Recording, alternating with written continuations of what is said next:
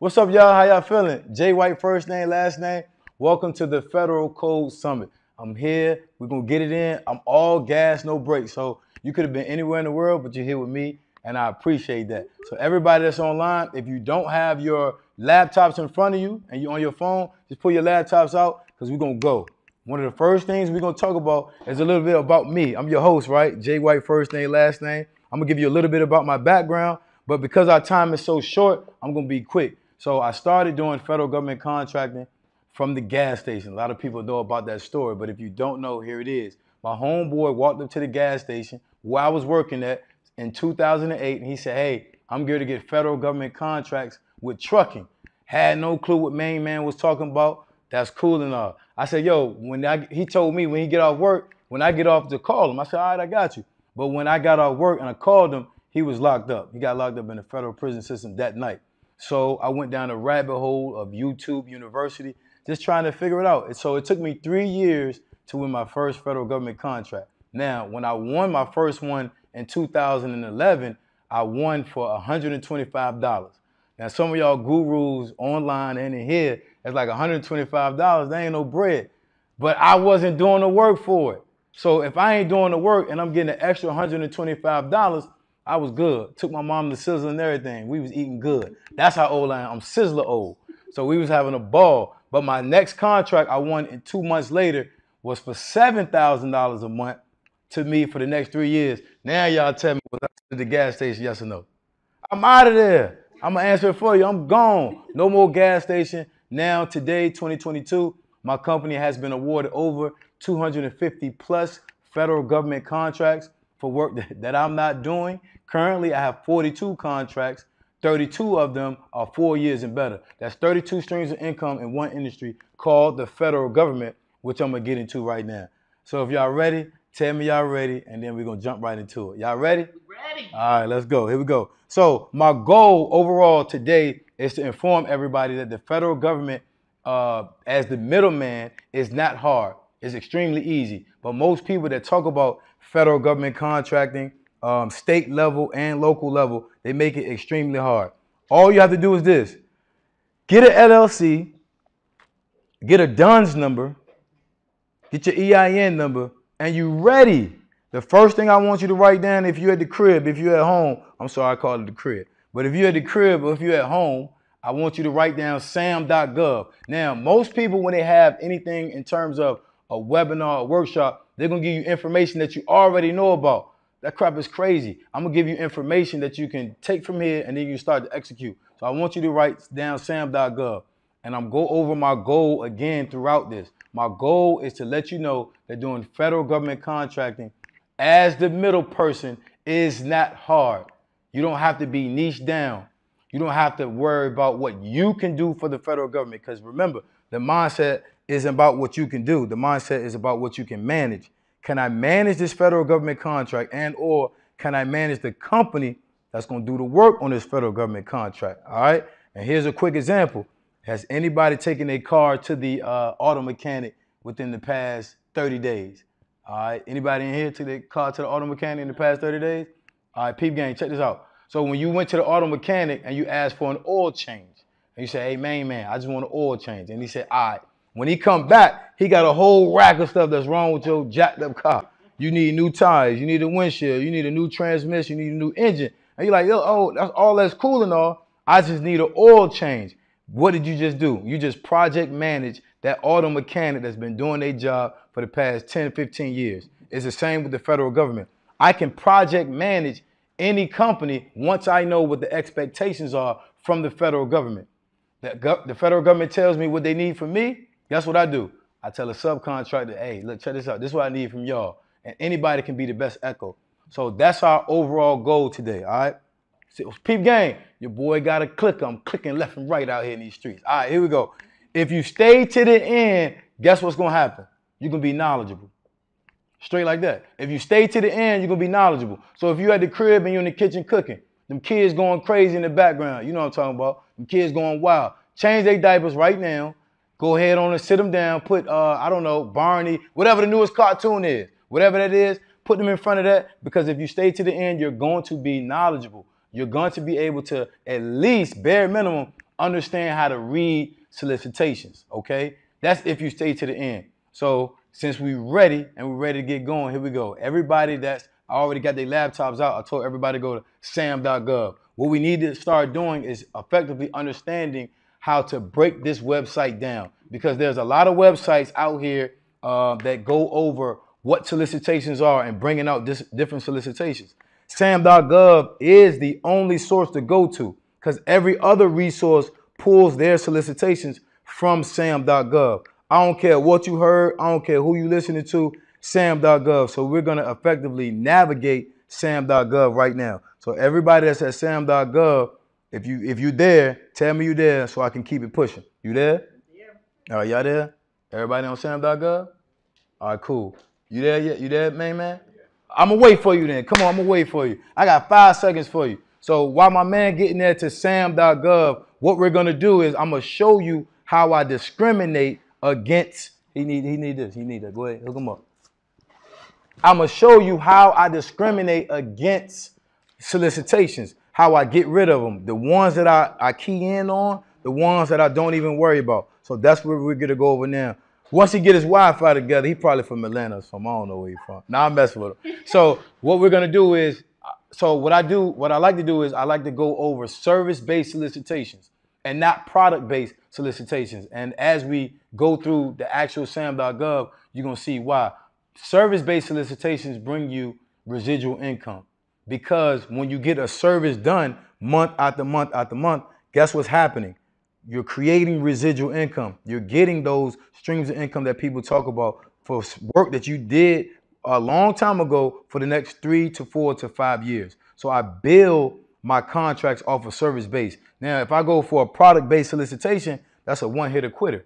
After I deliver the product to the federal government and they give me my check, that's it. Now, guess what I'm back doing? I'm back on the hunt. I'm back hustling. The name of the game is to not hustle. The name of the game is to be wherever you are, enjoying your lifestyle, enjoying what they call, what you saying? Time freedom. Everybody wants time free. That sounds sexy, cool, but how you gonna get there? One of the ways to get there with the federal government is to build service-based contracts as your base. So we're gonna always look for service-based contracts. Everything other than that, we're not gonna worry about product-based contracts just yet. And everybody knows the difference between a product-based and a service-based, right? So products are pencils, pens, iPads, laptops, water bottles, windows, nuts and bolts. Those are considered product-based solicitations, right? Service-based solicitations are these: janitorial, construction, I don't know, IT services, security. Those would be considered service-based solicitations, and also what I like to call low-hanging fruit. All right, man, you ready? My man, so everybody on SAM.gov, I want everybody to click on the search button first. Click on the search button. The search button is the first thing. After the search button, what we want to do is go down to all domains. Everybody see all domains highlighted in blue? All domains. Huh? Yeah, I got it up right here. I got it up on mine. No, it's all good. Everybody go click on all domains. After all domains, everybody click on contract opportunities. Everybody click on contract opportunities. All right? I'm going to do it twice. After you click on contract opportunities, that green button that's click active, leave it there, and then you're going to click the green button that says inactive. After you click the green button that says inactive, you should see a bunch of solicitations come up. You should see 4.2 million results. I think some people think I be lying when I'm on my IG and I say, yo, it's 96,000 contract opportunities, not a month, but every single day. Now, somebody might ask me, why do we got to click on the inactive button? I don't know. It's going to bring up everything in its totality. And I want you to see everything as a whole and not filter, because here's the thing. We're going to always leave money on the table. Why? Because we're bidding. When you're bidding, you're automatically leaving money on the table. Everybody understands that, okay? If you don't, now you know. So I want everybody to see all the solicitations, and I'm going to teach you how to properly discriminate, because we're going after what type of solicitations? Service-based and not the product. All right, so now that you have all the opportunities here, so your sort by, that's to the right. Everybody that sees sort by, everybody sees sort by in here? Sort by, it should say updated date. Okay, cool. Now, if you look to the right, you'll see a gray box that says contract opportunities. I can't make it no more easier than this. When you see contract opportunities, we're going to look for solicitations that's no further away than 2 weeks from the day that you see it. That's no further away than 2 weeks from the day that you see it. So what's today's date? March the 17th. Are we looking for opportunities in June the 17th? Are we looking for opportunities in December the 17th? There's a reason why. It's 2 reasons why we only look for opportunities that's 2 weeks away from the date that we see it. Number one, if you give people time, guess what they're going to do with the time? They're going to eat it up. They're going to take all the time that they need and then all the way up until the last minute, and now they can't submit that proposal. So if you give people time, they're going to use it. So if you find a solicitation that's no further away than 2 weeks from today than you find it, that's going to light a fire on your rear end because you got to get going. You don't got time to waste. And that was one of the things that I used to do. I used to waste time. That's the first thing. The second thing is this. When you look for opportunities further away outside of 2 weeks, it's been my personal experience that the federal government will reallocate those funds to another solicitation. So what happens is you will lose time and effort because you worked on the solicitation in January thinking you need all this time. And then when June, and then when June comes around, guess what happens? They reallocated that money towards another solicitation and they canceled yours. So we only look for solicitations that's no further away than 2 weeks. Now, I know it's a genius sitting at home saying, but what if it's 2 weeks in a day? What if it's that? I'm telling you, no further away than 2 weeks. Stick to the script. Don't put oregano in my sauce because I ain't got no oregano in my sauce. Don't put no oregano in there. All right, here we go. So that's the first thing we do, no further than 2 weeks away. The next thing we do, everybody pay attention to the notice type. This notice type says updated combined synopsis solicitation. If it got / solicitation, that means it's money, it's bread, it's time to work. We're going to work it. So outside the date, now we're going to pay attention to the notice type. So it's important to understand if it says updated combined synopsis solicitation, we are going to work that. We're going to actively work that type of solicitation. That's the first one. But there are several types of notice types. So you're going to see them that says updated combined synopsis solicitation, solicitation, updated solicitation. If you see any of those, we're working it. That's green light. That means that has money. That means the federal government is ready to award that contract to a company like ours. All right? We got that? Yes. Okay, cool. The next type of notice type is this. You will see something that says pre-solicitation, and I'm going to tell you what that means. So if you're writing it down, cool. If you're a slow writer, hurry up. All right. Pre-solicitation means this. That means the federal government is almost ready to allocate money towards that solicitation, but it ain't no bread yet. So we ain't actively working it. One of the things that we can do is what's called express interest. So we can express interest. And the way you express interest is by saying, Jason White LLC would like to express interest in said solicitation. That's all that's it. So we're not actively looking for companies. We're not actively looking for quotes, and we're not submitting any proposals. That's pre-solicitation. Everybody got that? All right. So now we're going to move on to the next type of notice type, which you will see what's called original sources sought. So when you see original sources sought, it's really no money into that one. Original sources sought is extremely this. The federal government is doing market research on their own, and there's no money allocated towards it. So we cannot actively put a proposal in on that either. All we can do is express interest. Now, here's the caveat to express interest. When that solicitation has money allocated towards it, because your company expressed interest, they're going to hit you first. They're going to say, hey, Jay White, back in January, we noticed that you expressed interest in the solicitation. We got money. What you trying to do? And you already know what I'm trying to do. I'm trying to put in a proposal for it. I'm going to actively work it. So those are the advantages that you get when you express interest for pre-solicitation and sources sought. All right? Now, all I'm doing is going over notice types because right underneath the date, you're going to see notice type. And I'm trying to give you a way so you can operate in speed and precision. because we're not the only people looking at these solicitations, right? It's 96,000 of them. It's no competition, but we want to make sure we're operating in speed and precision so you're not on this website for 10, 12 hours just trying to look for 1 or 2 proposals to submit. That's crazy. I've never done that, and I don't want you to do it either. All right, so the next notice type somebody asked me about was this one. I'm going to scroll up, and it was called original special notice. So original special notice means this. The federal government already intends to award that to another company. You can't do nothing about it. All you can do is hope and wish. So when it's original special notice, you can't actively work it. You can't put a proposal on it. They already intend to award that to the federal government. I mean, to another company like mine or like yours in the future. So I'm going to start over all over again. So everybody do it again because I want you to know it like this. I want you to know it like the back of your hand. So go back to SAM.gov from the very beginning, the home page. Then we're clicking on search. From search, we're clicking on all domains. From all domains, we're clicking on contract opportunities. From contract opportunities, we're scrolling down just a little bit. We're scrolling. Scroll. Y'all hear that? Scroll.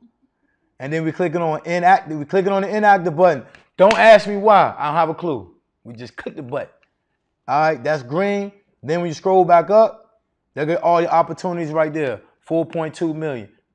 Now, there are some inactive solicitations in there, but when it says inactive, what does that mean? It's common sense. If it says inactive, what does that mean? Just scroll past, you can't do nothing with it. I promise you somebody at the crib saying, but what if it says inactive? I bet you that. All right, so now after we get back to all our solicitations, now we start to look at the right side, which is that gray box that says contract opportunities, and we start to look at the dates, and we don't look at solicitations no further than how many weeks out? 2 weeks. And what's the purpose of that, though? Time and what else? They might change it and give it back to somebody. There you go. They might reallocate the bread. That's the most important thing, right? Because then that equals you kind of messing with your time, all right?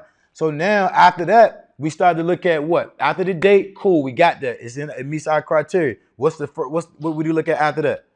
The notice types. And what's the notice types that got money allocated towards? Just yell it out. I don't care what you say.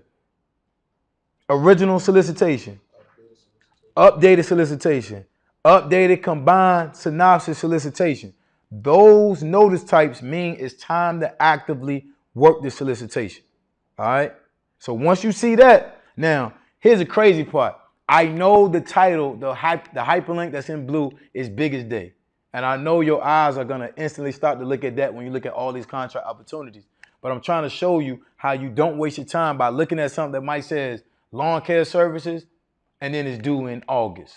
Or lawn care services and then it's a original special notice type. So I'm trying to help you save time so you can operate in speed and precision. Now, I'm going to work one of these solicitations right now so we can go over, once you actually click on one of them, what else we should be looking at as we go into the actual solicitation. All right. So I'm going to find one real quick that meets our criteria. Our criteria are the dates and the solicitation type. I bet. Now, it's important to notice once everything has met our criteria and we jump into a solicitation, the first thing we want to do is record that notice ID number. That's the first thing we want to do. Take a screenshot of it, write it down. I don't know. You have to record that notice ID number because this website, SAM.gov, is crazy. So if you try to go back to it based off of the title, you may or may not find it. But if you record the notice ID number, you're good. Sean, do me a favor. Throw me one of them water. I can catch. Don't worry about it. I can catch. Sure. Yes, sir, 100%. All right, bet. Boom. All right, so that's the first thing you want to do. You want to record that notice ID number. All right. The second thing you want to do is now we're going to look under what's called general information. All right. So on this one, you got changes. So everybody click on the view changes button. And you'll see some stuff being crossed out. Everybody see that? Under general information, all we're doing is this. We're just making sure that the information we saw on the outside before we clicked in matches. So Look at the contract opportunity type. Does it still say solicitation? We're only going to look at the original date offers due. This is important because you see a whole bunch of other information underneath contract opportunity, but we only want to pay attention to original date offers due. Don't pay attention to the other dates. It's going to get you crossed up. I don't know who played basketball out there, but it's going to get you crossed up. So just pay attention to original date offers due. And for all purposes, this one actually says March the 15th. And then if you look above it, you see updated date offers due, because when we click view changes, it changed. And now you'll see that it matches the date on the outside. So we only want to pay attention to those dates to make sure it matches. After that, we don't pay attention to anything else under general information. Now we want to move down to classification. All right, we want to pay attention to classification. Now, under classification, we're only looking for two things. The original set-aside. Everybody know what original set-aside is? If you don't, I'm going to end up telling you anyway, but everybody know what original set-aside is. Those things that are the woman-owned, the minority-owned, the hubs-owned, the 8A, the service-disabled veteran-owned. Those are, you will see those in this section called original set-aside. They're social economic disadvantaged group. That's what they call us. That's crazy. But that's what they call us, though. So in that section right here, because I teach everybody how to understand the process on winning and bidding on contracts without your social economic status, we want to make sure it's either blank or it says total small business. Total small business is given to us by the federal government. We don't got to do no paperwork for it. We don't got to go to no meetings for it. We automatically get what's called total small business. So in that original set aside, it's either we looking for blank or it says total small business. Sometimes you'll see small business too. All right. So under classification, we're only looking for that. And then we're looking for place of performance. Why is that important? Why is place of performance important? Because that's what we doing at work. Well, not us, somebody else. So if it's in California, let's get my mind right to do what? Call companies where? If it's in Maryland, it's getting my mind right to call companies where? Out in Maryland. So it's important to understand the place of performance. Now, don't get crazy or alarmed if it's blank. But Jay White told me, look there, if it's blank, guess what? You just got to do a little bit more reading. Reading is fundamental. Now, you see the NICS codes there. Let me go over this real quick. We don't care about NICS codes. I'm looking at you. You, and you, and you, and you. We don't care nothing about the NICS codes. Why? Because the federal government don't care about the NICS codes neither. I don't care who told you what. They don't care about them. The NICS codes are just an industry identifier. That's all. It's saying, okay, the janitorial business is labeled under this NICS code. The facilities support services NICS code is that. You don't have to pre-populate NICS codes in your registration. The federal government does this. Here's my little cheat code. When you know you're about to win a federal government contract, guess what's going to happen? They're going to say, hey, Mr. White, we noticed you don't have this NICS code updated in your registration. Guess what that lets me know? I'm finna win. I'm finna win a federal government contract. Okay, cool. You telling me without telling me to go do what? Go update it. So I'm going to go add it so I can be awarded that federal government contract. All right? So scroll right on past the NICS code. We don't care about it. So far, what we've done is when we actually locate a solicitation that we want to work, we record what first? The notice ID number first and foremost. The second thing we do is this. We go over the general information. And we only looking at the contract opportunity type and the updated date offers due or original date offers due. All right, you feel me? After that, we're looking at classification. All right? And we're only looking at original set aside and place of performance. Now, peep game. This is the part where everybody act like they know what's up. Because check this out. I'm going to scroll all past those documents. We don't need them right now. I'm scrolling all the way past those. And I'm going all the way down to contact information. Now, if you didn't know, I'm from Virginia. 2 up, 2 down. I'm from VA. This lady right here, office, is in Norfolk, Virginia. Back in the day, I'd probably pull up to the office and say, what's up? I'm here. but you can't do that no more, right? You can't pull up on people no more. Now, it's important to know why we go from classification straight down to the contact information. Anybody in here take a guess? Why do we do that? It's time to build rapport. It's time to build rapport. This is how old I am. I was that dude that used to go into restaurants like Hardee's, grocery stores like Winn-Dixie, Super Fresh, and I would fill out a paper application. Take my paper application into the building and say, hey, I need to speak to the hiring manager. I ain't giving it straight to any bloop representative that's there. I'm giving it to the hiring manager. Once I give it to the hiring manager, how you doing? My name is Jason White. I go to Booker T. Washington High School. I'm 16 years old. I'm giving myself my own interview right then and there. But guess what I'm doing? I'm separating myself from somebody to just pass their application along. And that's what we're doing when we reach out to the point of contact, primary or secondary. We're separating ourselves because we're instantly building rapport. I'm not introducing myself. What I'm going to do is I'm going to ask them what I like to call a fishing question. I'm going to throw some fish out there. I'm going to throw some bait. Because if I ask you a question, guess what you're doing? You're going to answer it. When you answer it, guess what we got going on? A conversation. Tighten up. We got a conversation going on. I ask you something, you answer it, we got a conversation. So write my fishing question down. How would you like your proposal to be submitted? That's my fishing question. Why am I asking a question like that? Because I know through my experience, the primary point of contact really don't know the ins and outs about the solicitation. They really don't know the nuts and bolts of it. They just know the paperwork side of it. So guess what I'm going to do? I'm going to act intelligently and ask paperwork questions to the primary point of contact. How would you like your proposal to be submitted? Straight like that. And when they answer me back, now everybody pay attention to this one right here. Susan McKenzie has no phone number. So I'm telling y'all to call, but it's no number. So we got to write an email. When I email Miss McKenzie and she emails me back, guess what's probably in her subject line? Her phone number. And she dead. I'm picking up the phone and I'm calling her because she dead. I want you to hear my voice. I want you to hear how excited I am. I want you to recognize that I'm different than anybody else that's submitting that proposal, regardless if their numbers and paperwork are better than mine. Oh, this Jay White. I just spoke to him yesterday on the phone. Oh, this Jay White, he just emailed me. I get those type of conversations all the time. So the first thing we're going to do after we get through the classification is we're going to make sure that we email Susie McKenzie that fishing question and peep game. We're going to add the secondary point of contact to that email.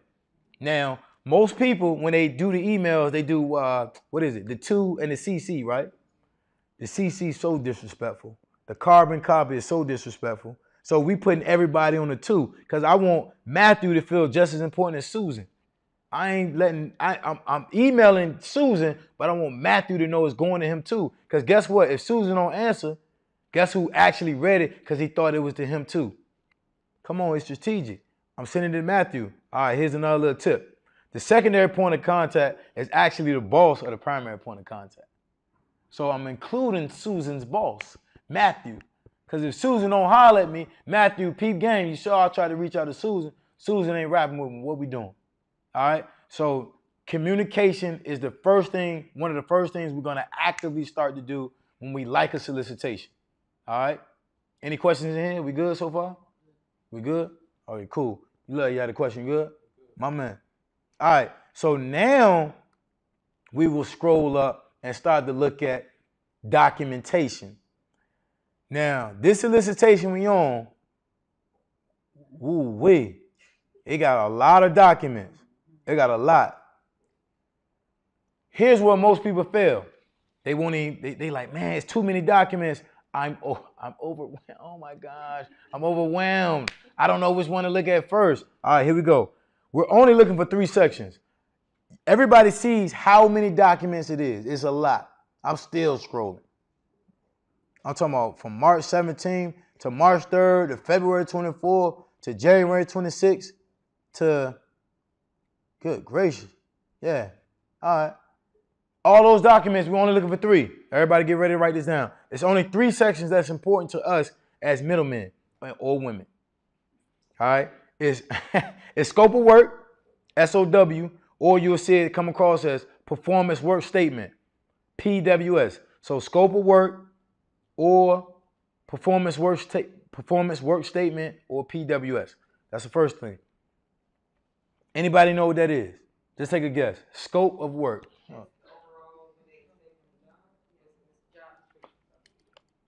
Federal government, what you asking me for? What's the job entail? What are you actually requiring from me so I can articulate that to my subcontractor?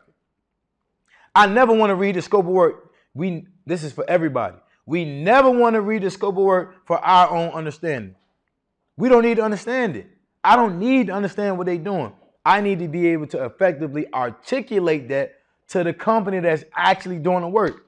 So I'm not reading it to understand it. I'm reading it so I can get the vernacular right. So when I jump on the phone, I got it still in front of me.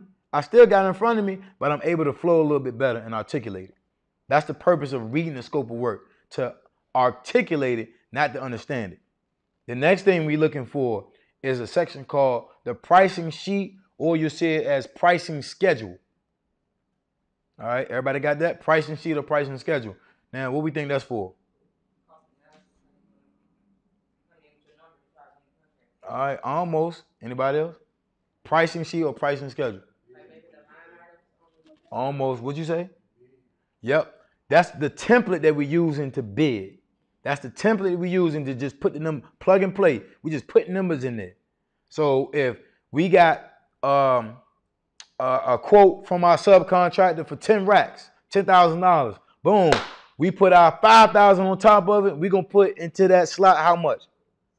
15,000. That's my proposal to the federal government, and that's what we putting into that pricing sheet or pricing schedule. All right? Boom. The third and last section that we're looking for is called instructions to offerers. Instructions to offerers. Now, anybody want to take a guess what that section is about? Instructions to offers. Now, our company is the who? Is the offerers. We're the ones offering to submit a proposal to the federal government. Instructions to us, right? Now, take a guess. What does that section mean? Let's take a quick guess. Okay. All right. People ask me all the time, Jay White, you've never hired a proposal writer? And I tell them, hell no. I don't need a proposal writer because the instructions to offers is going to tell me which documents I need to submit to create my proposal. That's why I love the federal side. I don't deal with the state. I don't deal with the local. I deal with the federal because that section right there is going to outline and itemize what documents I actually need to submit. But where am I getting the documents from? My subcontractor. Oh, okay. I ain't pulling them. I can't pull them out my rear end. I don't know how to do the work. I told you I'm the best echo. The federal government is asking me through that section what documents I need. Cool. Hey, James Earl LLC, I need these documents. And they gonna, with a deep voice, he gonna give them back to me. You know what I'm saying? So that section is vital because that's what we're gonna be able to use to submit our proposal. Okay, so the three sections are what? SOW, scope of work. Which is what? What is the scope of work? What is it? All right, requirements for what are we actually doing? So if it's a lawn care company, we're breaking down what is needed to cut the grass out here at this facility. That's going to tell you in the scope of work. And we're not looking at the scope of work for us to understand it, right? To articulate it to the sub, because I really don't want to learn it. I don't care what it is. IT services is difficult. When you start to look at some of those solicitations, there's a lot of little words in there that I don't really care about. But on the other end of that phone, he or she better care about it because I'm telling them what it is. And if they don't know, everybody got a BS radar. Everybody can tell when you're being BS. And I just get off the phone with it. All right, so that's the scope of work of PWS. What's the next section that we look for? And what's the pricing sheet? It's the template that we use to plug and play our numbers into. And the last section is what? And what's that? What's the instructions to offer section do? Get them documents. Hey, James Earl LLC, I need this, this, and this. But I need it yesterday. Give it back to me. And then they give it back to you, and then you do what? You submit it to the federal government. Here's the best thing about this. And I say this all the time, and people really don't understand what I mean by this. The federal government will allow me to assume a company's licenses, certifications, and insurance. I don't have to have insurance. I don't have to have licenses. I don't have to have certification. Because if that's a requirement, then that company better have that license. That company better have that certification. That company better have that insurance. Everybody understand that?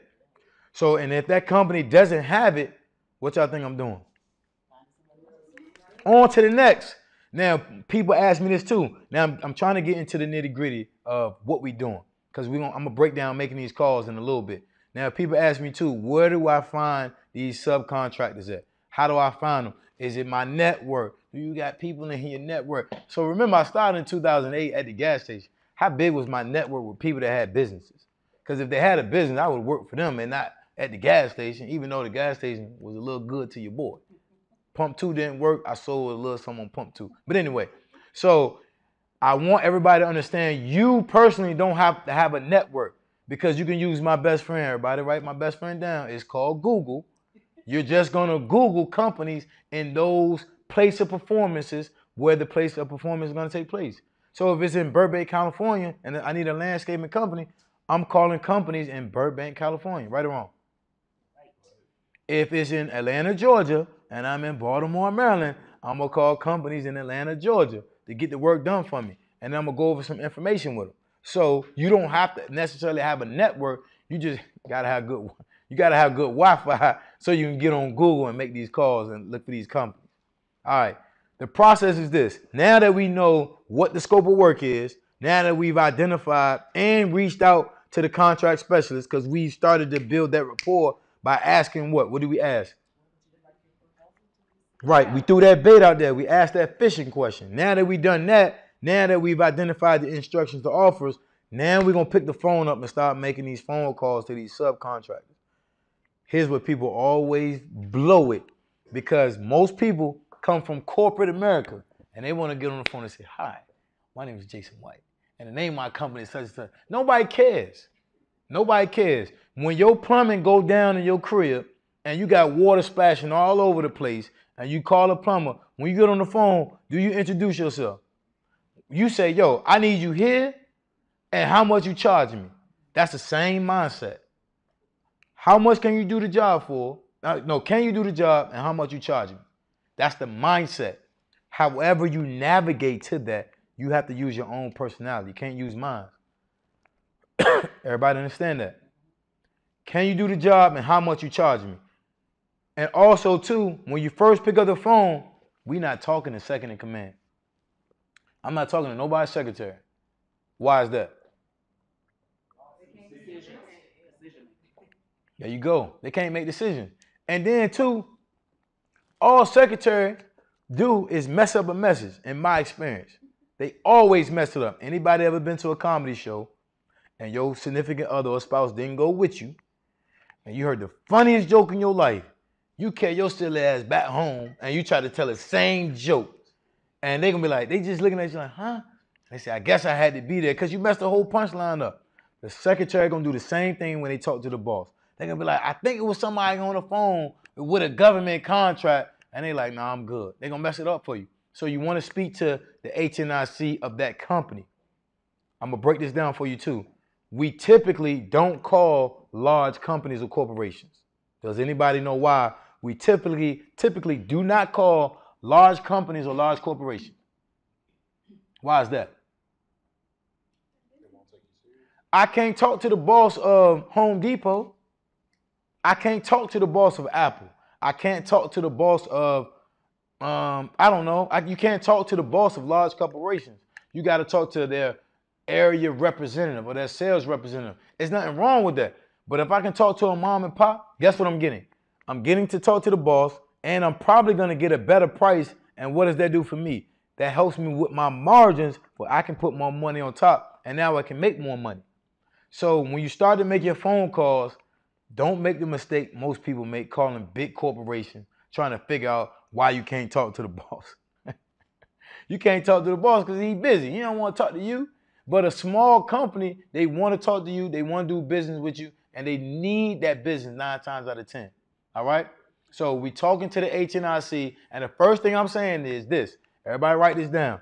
This is something that I say. Now, this is not a script, but I say this every single time. Now, you got to say it with your own sauce, and you got to say it with a little bit of, I guess, confidence and authority. Y'all ready? Who can I speak to get a quote for such and such services at, and then you name the facility? Who can I speak to get a quote for such and such services at, and then you name the facility? Now, naming the facility might be giving the facility's address. And how do you know this information? Because you read the scope of work to articulate it to the people that's on the phone. I'm going to make it simple for you. I know somebody else made it hard. I know somebody else made it like you got to do this and this and this. Nah, this is how you do it. And this is how you get to the money. Who can I speak to get a quote for such and such services at, and then you name the facility. And then you stop talking. You have to stop talking. Now it's time to let them talk. Because most people, as they continue to talk, guess what they're doing on the other end? People got 2 ears and 1 mouth. They're going to listen twice as much as they talking. So now they're going to start to listen to you, and you're going to give all this information. You're going to probably call yourself a government contractor. You're going to probably say you working for the government. You're going to probably say you working with the government. You damn sure going to probably say, I got a federal government contract. You don't have a federal government contract. Not yet. So the things that you want to say is not mentioning federal and not mentioning government contract, because that subcontractor will not have a government contract. Do y'all understand that? But why? Why won't that subcontractor have a federal government contract? Why is that? They work for me. They're going to have a service agreement on my federal government contract. So that's why when I get on the phone and everybody in here, y'all going to hear I talk to them, I don't mention the words federal and government contracting at all. Now, if the facility has federal in it, then cool. No problem. If the facility is Andrews Air Force Base, guess what the person on the other end should be doing? Putting two together. Oh, that's a government contract. That's at a government facility. And now they should know I need to work with this individual. Everybody understand that? Okay, cool. So when you're making calls, you need to make as many calls as possible to get 3 quotes. That might be 3 calls. That might be 5 calls. That might be 35 calls. But you need to make as many phone calls as you need to get at least 3 quotes. Why am I looking for 3 quotes? Yep. And what else? Well, expand on that. He said to compare and contrast, but expand on that a little bit. Because you don't want to pick the highest number, but you don't want to pick the lowest. Well, I guess you will want to pick the lowest. All right.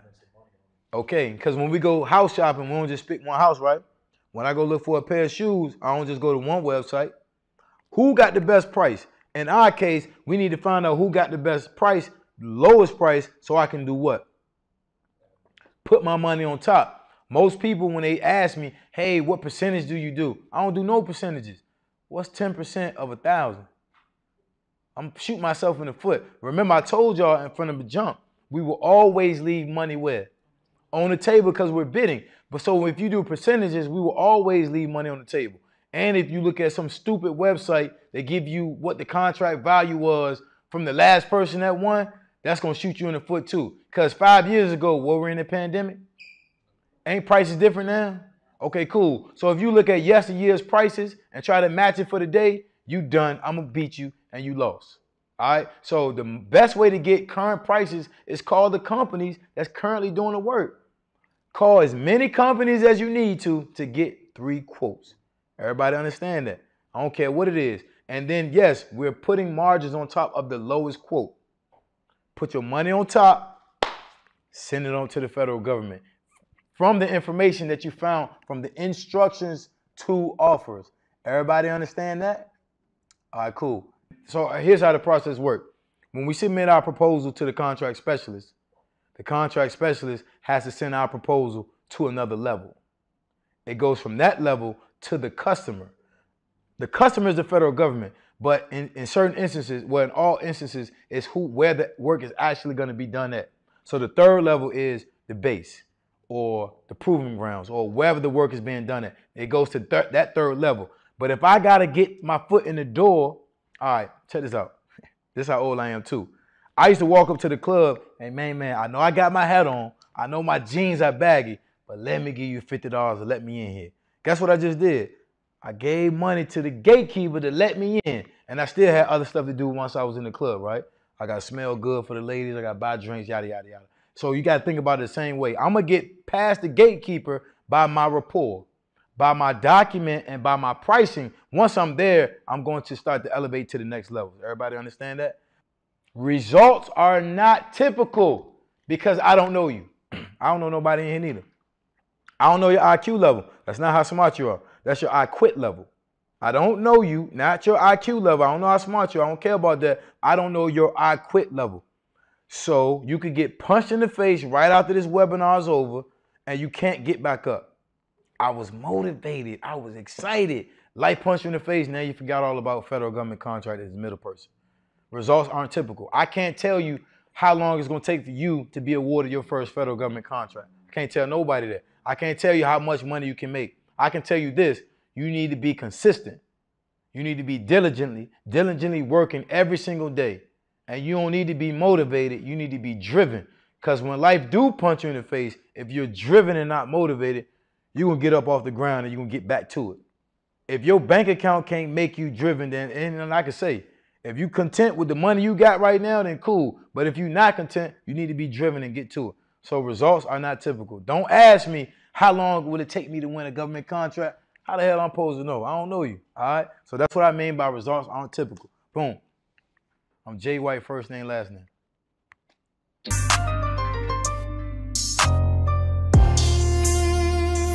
Are you kidding me? Chopping all damn